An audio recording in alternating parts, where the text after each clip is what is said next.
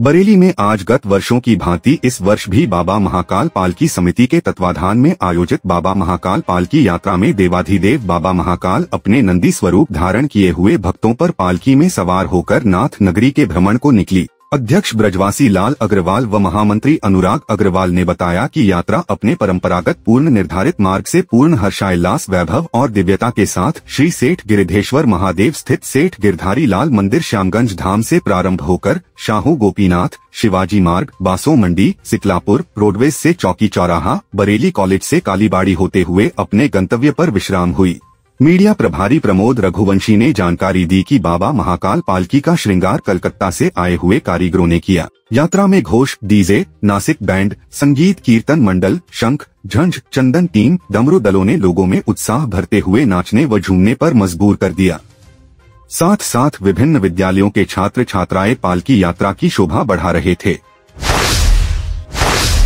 बरेली में बेसमेंट में व्यावसायिक गतिविधियों को अंजाम देने वाली 150 बिल्डिंगें बीडीए के रडार पर आ गई हैं। सबसे ज्यादा basement nursing home, coaching centre, restaurant चल रहे हैं। बीडीए ने भवन मालिकों से नक्शे मांगे हैं कि वह किस आधार पर बेसमेंट का नियम विरुद्ध इस्तेमाल कर रहे हैं। बेसमेंट में मनमाने ढंग से व्यावसायिक गतिविधियां चल रही हैं। बीडीए ने भवन मालिकों को नोटिस देकर नक्शे के विपरीत निर्माण और प्रयोग करने पर 7 दिन के अंदर ठीक करने की चेतावनी दी गई है। 7 दिन में अवैध निर्माण हटा लें, नहीं तो भवन सील कर दिया जाएगा। आज विकास प्राधिकरण की टीम ने मिनी बाईपास रोड पर करुणा हॉस्पिटल बिल्डिंग के बेसमेंट में गौरव गंगवार व अरविंद गंगवार द्वारा 127 सीट की श्योर सक्सेस लाइब्रेरी चलाई जा रही थी, उसे रिक्त कराकर सील बंद करा दिया गया।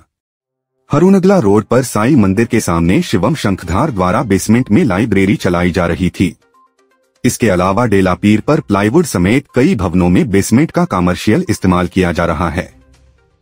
उक्त भवन स्वामियों के भवनों को उप्र नगर योजना एवं विकास अधिनियम 1973 की सुसंगत धाराओं के अंतर्गत सीलबंद की कार्यवाही की गई। अवैध रूप से संचालित बेसमेंटों को सील किया जा रहा है।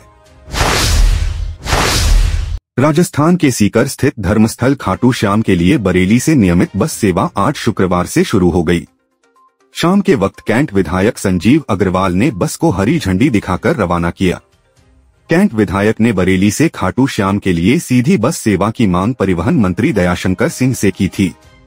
बरेली समेत आसपास के जिलों के श्रद्धालु बड़ी संख्या में खाटू श्याम जाते हैं। खाटू श्याम के लिए सीधी बस या ट्रेन सेवा न होने के कारण यात्रा मुश्किल थी।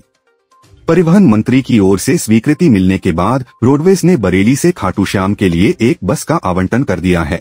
यह बस रोजाना शाम 5:30 बजे बरेली से चलने के बाद अगले दिन सुबह 7:15 बजे खाटू श्याम पहुंचेगी। वापसी में यही बस खाटू श्याम से शाम 5:30 बजे चलने के बाद अगले दिन सुबह 7:15 बजे बरेली पहुंचेगी।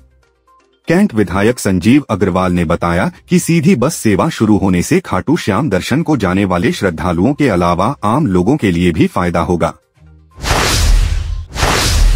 बरेली के रिठौरा कस्बे से हरिद्वार जा रहे कांवड़ियों के जत्थे के प्रमुख की बाइक से कलापुर के पास राहगीर की बाइक टकराई तो मारपीट हो गई। इससे नाराज जत्था प्रमुख घर लौट गए तो कांवड़ियों ने बैरियर 2 चौकी के पास सड़क पर जाम लगाकर प्रदर्शन और हंगामा किया। अधिकारियों ने जत्था प्रमुख को बुलाकर जत्थे को आगे बढ़वा दिया। रिठौरा से 251 कांवड़ियों का जत्था बृहस्पतिवार को महंत राम सिंह कश्यप व जत्था प्रमुख महेश कश्यप उर्फ गुड्डू के नेतृत्व में हरिद्वार जल लेने के लिए निकला था। डीजे की धुन पर थिरकते हुए कांवड़ियों की टोली इज्जतनगर के गांव कलापुर से आगे बढ़ी थी। सबसे पीछे चल रहे जत्था प्रमुख गुड्डू को बाइक सवार ने टक्कर मार दी। गुड्डू ने टोका तो भूरे ने उनकी पिटाई कर दी और फरार हो गए। नाराज होकर गुड्डू रिठौरा लौट गए। जब आगे चल रहे कांवड़ियों को इसका पता लगा तो वह बैरियर 2 चौकी के पास सड़क पर बैठ गए। एसपी सिटी के साथ कई थानों की पुलिस पहुंची। मौके पर उपस्थित रिठौरा के पूर्व चेयरमैन राकेश कुमार कश्यप ने प्रयास करके गुड्डू को वापस बुला लिया। इसके बाद कांवड़ियों का जत्था आगे बढ़ गया। बरेली में आज सिंचाई संघ कार्यालय केहल नहर एक्टर में सिंचाई संघ की स्थानीय शाखा महर खंड बरेली का नेहरू द्विवार्षिक अधिवेशन की अध्यक्षता सिंचाई संघ के प्रांतीय वरिष्ठ उपाध्यक्ष श्रीराम जिवतार पांडे व चुनाव अधिकारी ओमदत्त रावत राजस्व अधिकारी के नेतृत्व में पहले प्रांगण में चुनाव कराया गया, जिसमें अध्यक्ष पद पर अहिवरन सिंह, मंत्री पद पर संदीप कुमार, वरिष्ठ अध्यक्ष पद व हसन अंसारी, कोषाध्यक्ष पद पर प्रवीण तिवारी आदि चारों पदों पर सही प्रत्याशी निर्विरोध निर्वाचित हुए। इसके अतिरिक्त ऑडिटर पद पर नरेश व संगठन मंत्री पद पर ललित कुमार मिश्रा रहे। जमीनी विवाद में शराबी नाती ने बंटवारे को लेकर बाबा के फावड़ा मार दिया, जिसमें परिवार के लोग पीलीभीत के जिला अस्पताल लेकर पहुंचे, जहां हालत ज्यादा सीरियस होने पर बरेली के जिला अस्पताल में रेफर कर दिया, जहां उनकी इलाज के दौरान आज सुबह मौत हो गई। मौत की खबर सुनते ही परिवार में कोहराम मच गया। इसकी जानकारी परिवार के लोगों ने पुलिस को दी। पुलिस ने सबको कब्जे में लेकर पोस्टमार्टम के लिए भेजा और जांच पड़ताल शुरू कर दी। जिला पीलीभीत के थाना यूरिया के गांव चौड़ा का रहने वाला 55 वर्षीय मुन्नालाल के भाई ने बताया कि कल देर रात घर में जमीनी बंटवारे को लेकर बात चल रही थी, जिसमें बड़े भाई का बेटा प्रदीप शराब के नशे में मुन्नालाल के फावड़ा मार दिया, जिसमें वह गंभीर रूप से घायल हो गए। परिवार के लोग पीलीभीत के जिला अस्पताल लेकर पहुंचे। ज्यादा हालात सीरियस होने पर बरेली के जिला अस्पताल को रेफर कर दिया, जहां इलाज के दौरान शुक्रवार सुबह उनकी मौत की खबर सुनते ही परिवार में कोहराम मच गया। इसकी जानकारी परिवार के लोगों ने पुलिस को दी। मौके पर पहुंची पुलिस ने शव कब्जे में लेकर पोस्टमार्टम के लिए भेजा। पुलिस ने मामले की जांच पड़ताल शुरू कर दिए। बरेली में संदिग्ध परिस्थितियों में एक पल्लेदार ने घर में फांसी लगाकर जान दे दी। जब इसकी जानकारी परिवार को लोगों को हुई तो कोहराम मच गया। आसपास के लोगों ने इसकी जानकारी पुलिस को दी। मौके पर पहुंची पुलिस ने शव को कब्जे में लेकर पोस्टमार्टम के लिए भेज दिया और मामले की जांच पड़ताल शुरू कर दी।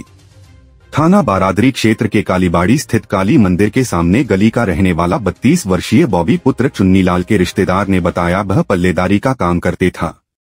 पिछले 5 दिन पहले पत्नी राधा 2 बच्चों के साथ संजय नगर मायके चली गई थी।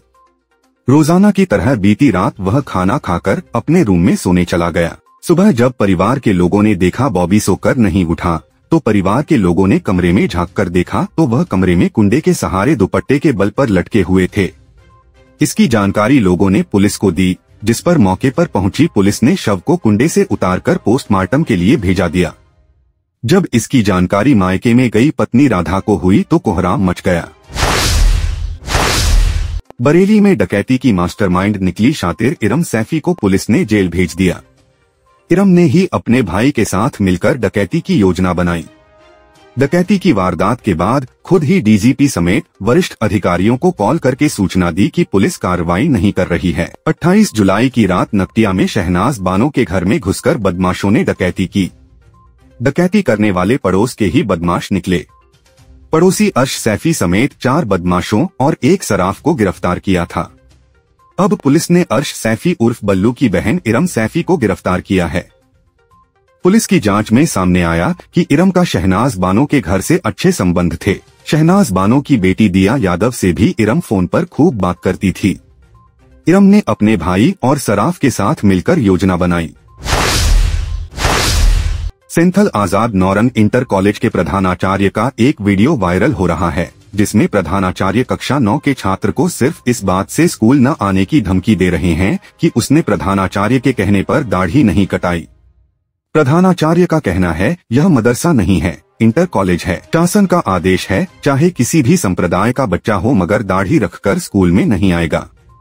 यह कहकर प्रधानाचार्य ने कक्षा 9 के बच्चे को प्रताड़ित कर स्कूल से निकाल दिया। जब अगले दिन बच्चा अपने गार्जियन को लेकर स्कूल पहुंचा तो प्रधानाचार्य के बिगड़े बोल। प्रधानाचार्य ने कहा कि यह शासन का आदेश है और इसका पालन करना पड़ेगा। जब परिजनों द्वारा शासन के आदेश को देखने की बात कही गई या लिखित में शासन का यह आदेश देने की बात की गई तो प्रधानाचार्य बौखला गए और कहने लगे हमें कानून का पाठ मत पढ़ाओ, हमें सब पता है, ज्यादा होशियारी की तो एसी एक्ट का मुकदमा लगाकर जेल भेज देंगे। तुम्हारा और तुम्हारे भाई दोनों का कैरियर बर्बाद हो जाएगा। इंटर कॉलेज के प्रधानाचार्य के पद पर राम अचल खरवार का यह आचरण भेदभाव और सामाजिक सौहार्द बिगड़ने वाला है। इसके संबंध में पीड़ित परिवार की ओर से जिला अधिकारी महोदय को शिकायत सौंपी गई है। आंवला नगर में प्रशासन की कड़ी मुस्तैदी में शिवतेरस के अवसर पर हर बार की तरह निकाला भव्य कावड़ यात्रा का जुलूस। हजारों का कावड़िया डीजे की धुन पर नाचते थिरकते दिखे। आंवला में हर साल की तरह सावन माह में इस बार भी भव्य यात्रा निकली। आंवला नगर के प्रमुख मार्ग पुरैना से होते हुए बाईपास फूटा दरवाजा रामलीला गेट से शिवाजी मार्ग कटरागंज घंटाघर होते हुए त्रिपोलिया अलीगंज अड्डा पर समाप्त हुई। कांवड़ यात्रा में नगर के गणमान्य नागरिकों ने जगह जगह कांवड़ यात्रा जुलूस पर फूल बरसाकर स्वागत किया, जिसमें नगर पालिका आंवला अध्यक्ष आबिद अली के भाई आकिल अली ने सरकारी अस्पताल के निकट टेंट लगाकर फूल बरसाकर स्वागत किया। कांवड़ यात्रा जुलूस में नगर के अधिकतर सभासदगण मौजूद रहे। जगह जगह हिंदू संगठनों ने से कांवड़ यात्रा जुलूस का भव्य स्वागत किया। शिवतेरस पर कछला धाम से जल भरकर हजारों कांवरिया जल भरकर नगर के प्रमुख मंदिरों में भोले बाबा का अभिषेक कर नगर में भ्रमण कर बम बम के जयकारों के साथ कांवड़ यात्रा का आनंद लेते हैं।